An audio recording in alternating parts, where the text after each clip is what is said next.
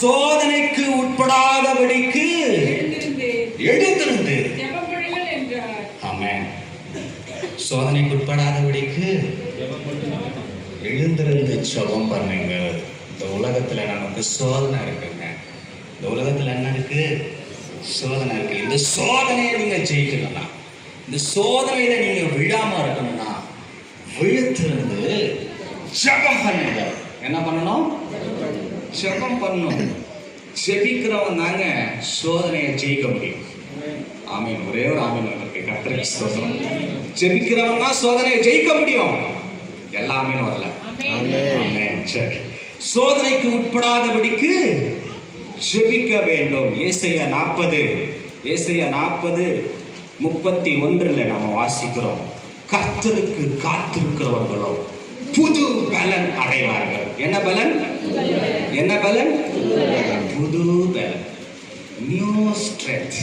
அது எங்க கிடைக்குதுன்னா ஆண்டவருடைய பிரசன்னத்துல தான் கிடைக்குது. ஏன் ஜெபிக்க வேண்டும்? சோதனைக்கு உட்படாதபடிக்கு ஜெபிக்க வேண்டும். கர்த்தருக்கு காத்திருக்கிறவர்கள் புது பலனை அடைவார்கள். நீங்க எப்பெல்லாம் நீங்க ஆண்டவருடைய பாதத்துல போய் உட்கார்றீங்களோ உங்களுக்கு ஒரு புது பலனை நீங்கள் பெறுவீர்கள். ஆண்டவருடைய சமூகத்திலே நீங்கள் சமாதானத்தை பெறுவீர்கள். எல்லா புத்திக்கும் மேலான தேவ சமாதானம். இந்த உலகத்தில் அப்படிப்பட்ட சந்தோஷம் எங்குமே கிடைக்காதுங்க.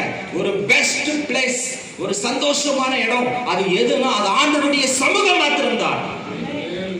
நீங்க சிரிக்கிறப்போ இந்த சந்தோஷம் உங்களுக்கு கிடைக்கும். பாவத்துல விட கொஞ்ச நேரம் தான் சந்தோஷம் இருக்கும், சிற்றின்பம். ஆனா ஆண்டவருடைய பாதத்துல உட்கார்ந்து செபிக்கிறப்போ அது பேரின்பமா இருக்கிறது. அந்த பேரின்பம் நீங்க வேணும்னா உங்க தூக்கத்தை தியாகம் பண்ணுங்க.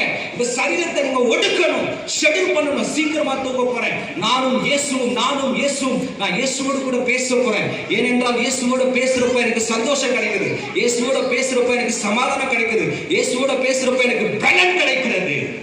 ஆமென். ஆண்டவருடைய பாதத்துல உட்கார்ந்தா நீங்கள் எழும்பி பிரகாசிப்பீங்க. வேதவசனம் சொல்லுகிறது, அவர்கள் அவரை நோக்கி பார்த்து பிரகாசம் அடைவார்கள். யாரை நோக்கி பார்த்து? இன்னைக்கு நம்ம யாரை நோக்கி பார்க்கிறோம்? உலகத்துல யாரை நோக்கி பார்க்கிறோம்? யோசிச்சு பார்க்கணுங்க. அவர்கள் அவரை நோக்கி பார்த்து பிரகாசம் அடைந்தார்கள். தானியேலுடைய வாழ்க்கை ஜெயமாயிருந்தது. எப்படி இருந்தது? 3 வேளை ஜெபம் பண்ணார். எத்தனை வேளை? நம்ம 3 வேளை தவறாம சாப்பிடுவோம். 3 வேளை ஜெபம் பண்ண மாட்டோம்.